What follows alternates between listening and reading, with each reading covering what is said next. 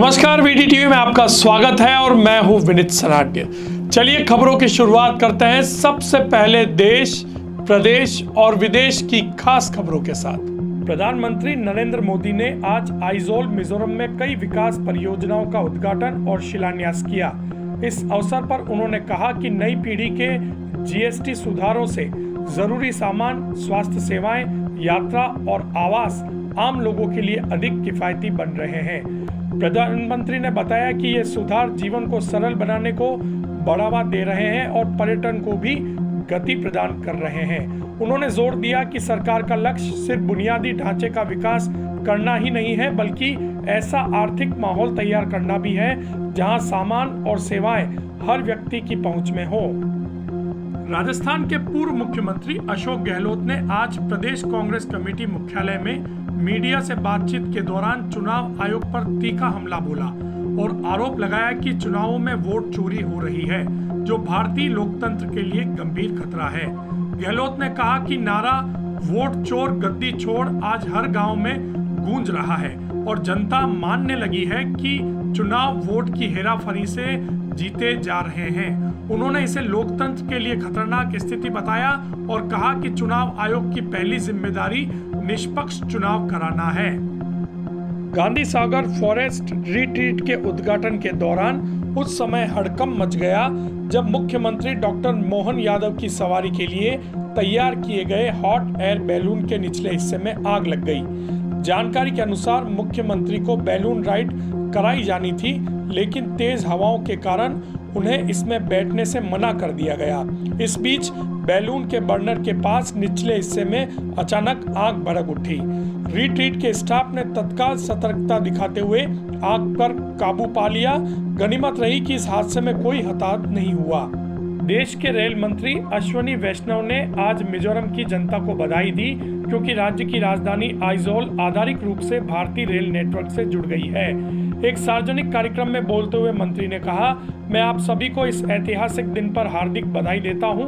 उन्होंने बताया कि नई बेराबी सेरांग रेल लाइन अब मिजोरम को गुवाहाटी, कोलकाता और दिल्ली जैसे प्रमुख शहरों से जोड़ेगी।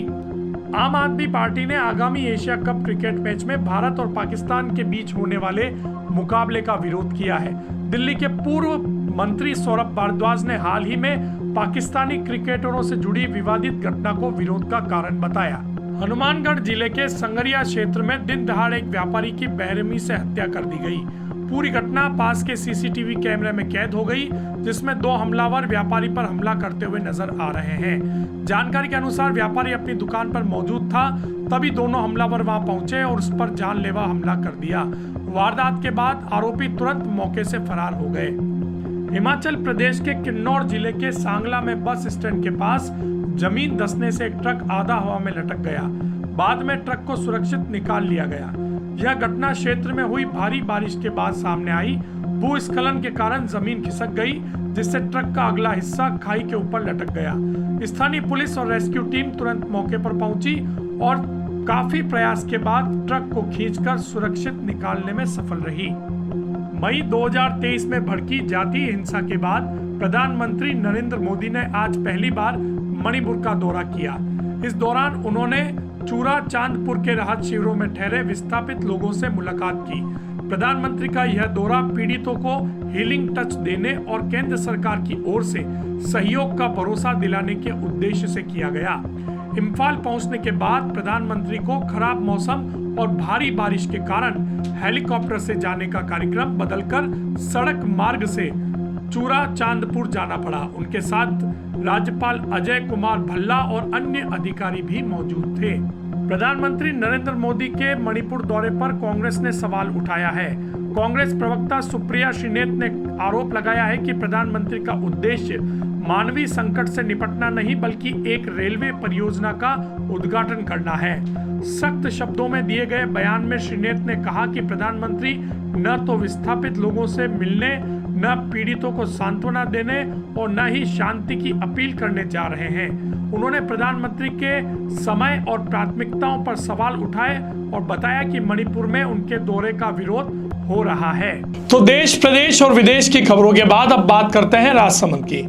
आज राजसमंद झील का जलस्तर धीरे धीरे 29 फीट के करीब पहुंच रहा है। आज सुबह जहां हमने आपको बताया था कि झील का जलस्तर 28.2 है, अभी वर्तमान की जो खबर है उसके मुताबिक राजसमंद झील का जलस्तर 28.5 पहुंच गया है। राजसमंद झील की भराव क्षमता 32 फीट है, लेकिन 30 फीट के बाद झील ओवरफ्लो होना शुरू हो जाती है। तो इस हिसाब से कह सकते हैं कि मात्र 1.5 फीट और राजसमंद झील को छलकने के लिए पानी चाहिए। और अब बात आबकारी विभाग की बड़ी कार्रवाई की। शुक्रवार रात आबकारी विभाग ने ब्यावर में एक बड़ी कार्रवाई की, जहां पर उन्होंने एक नकली शराब की फैक्ट्री पर छापा मारा और भारी मात्रा में नकली शराब, बोतल के ढक्कन और रैपर्स बरामद किए। इस कार्रवाई के दौरान एक व्यक्ति को गिरफ्तार भी किया गया। अब बात करते हैं राजसमंद भारतीय जनता पार्टी कार्यालय पर आयोजित हुई कार्यशाला की। सेवा पखवाड़े के अंतर्गत भारतीय जनता पार्टी जिला कार्यालय में आज प्रदेश महामंत्री दामोदर अग्रवाल के नेतृत्व में कार्यशाला का आयोजन किया गया। जिला स्तरीय कार्यशाला में अग्रवाल ने कहा कि भारत की नीतियों के आगे पूरा विश्व नतमस्तक है। उन्होंने अमेरिका द्वारा 50% टैक्स लगाने के बावजूद भारत के पीछे न हटने का हवाला देते हुए बताया कि यह आत्मनिर्भरता का सबसे बड़ा उदाहरण है। इस मौके पर भारतीय जनता पार्टी जिला अध्यक्ष जगदीश पालीवाल, कुंभलगढ़ विधायक सुरेंद्र सिंह राठौड़, भीम विधायक हरि सिंह रावत, जिला प्रमुख रत्नी देवी जाट सहित कई अन्य पदाधिकारी और कार्यकर्ता मौजूद थे। और अब बात करते हैं राजसमंद में आने वाली रेल की। राजसमंद में नई रेल लाइन डालने का काम बहुत तेजी से चल रहा है और वीडीटीवी के माध्यम से आज हमने जानने की कोशिश की है कि कब तक राजसमंद में रेल आ जाएगी या रेल की सीटी हमें सुनाई देने लगेगी। तो एक छोटा सा प्रयास है, एक छोटी सी जानकारी आपके साथ साझा कर रहे हैं, देखिए हमारी रिपोर्ट।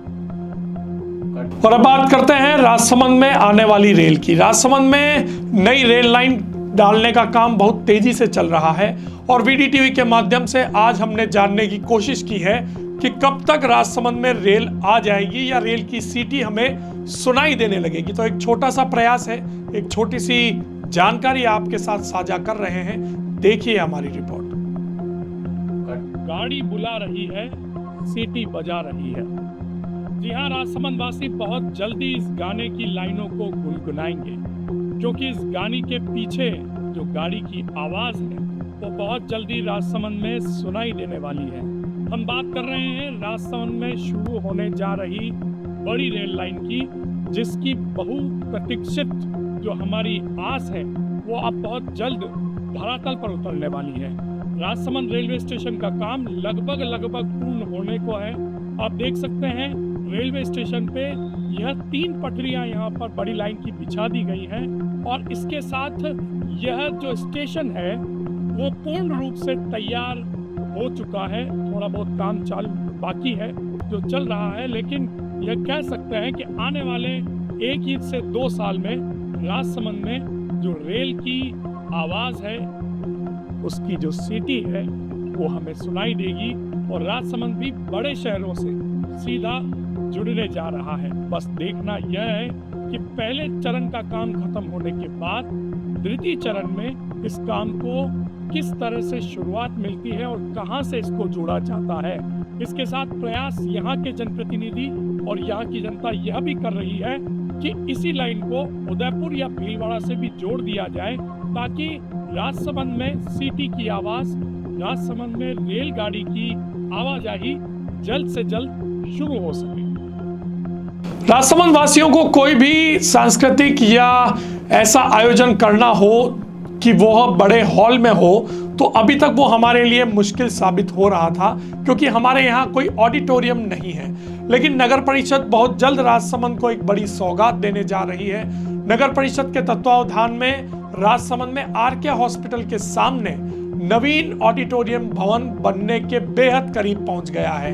आज हमने मौके पर जाके देखा, जाना कि कब तक ये ऑडिटोरियम बन जाएगा और इसमें कितनी राशि लग रही है। राजसमंद की एक बहुप्रतीक्षित योजना जो अब पूरी होने जा रही है, राजसमंद का टाउन हॉल या फिर यूं कहें कि राजसमंद का ऑडिटोरियम, जो 12.5 करोड़ की लागत से बनकर तैयार होने वाला है, वर्ष 2022 की जो बजट घोषणा थी उसमें यह घोषित हुआ था और इसको रोडिस्को जो कंपनी है उसके माध्यम से तैयार किया जा रहा है। नगर परिषद राजसमंद की 5 बीघा भूमि पर यह पूरा ऑडिटोरियम बन रहा है। आप देख सकते हैं हम हैं राजसमंद के नव निर्माणधारी इस ऑडिटोरियम में। बहुत अच्छा जो बिल्डिंग कॉम्प्लेक्स है उसको स्वरूप प्रदान किया जा रहा है।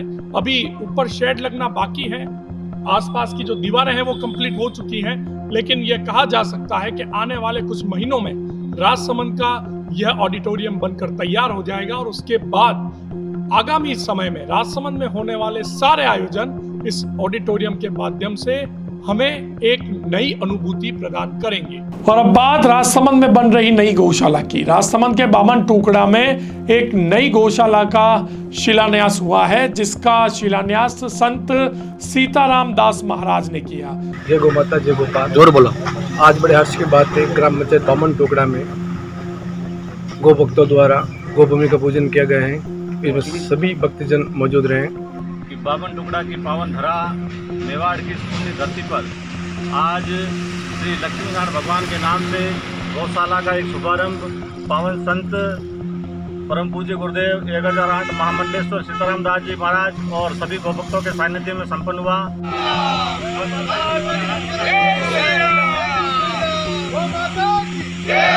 और अब बात करते हैं आज के इतिहास की। आज का इतिहास एक महत्वपूर्ण घटना के लिए याद किया जाता है। आज ही के दिन 1948 में पूर्व उप प्रधानमंत्री सरदार वल्लभ भाई पटेल ने सेना को आदेश दिया कि वे हैदराबाद में घुसकर हैदराबाद को एकीकृत भारत का हिस्सा बनाए, क्योंकि हैदराबाद के जो निजाम थे वो बिल्कुल नहीं चाहते थे कि वह भारत का हिस्सा बने।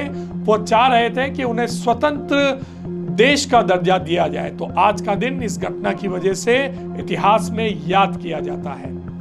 तो आज के बुलेटिन में बस इतना ही, लेकिन जाते जाते आज के इस बुलेटिन की समाप्ति करते हैं सकारात्मक बात के साथ।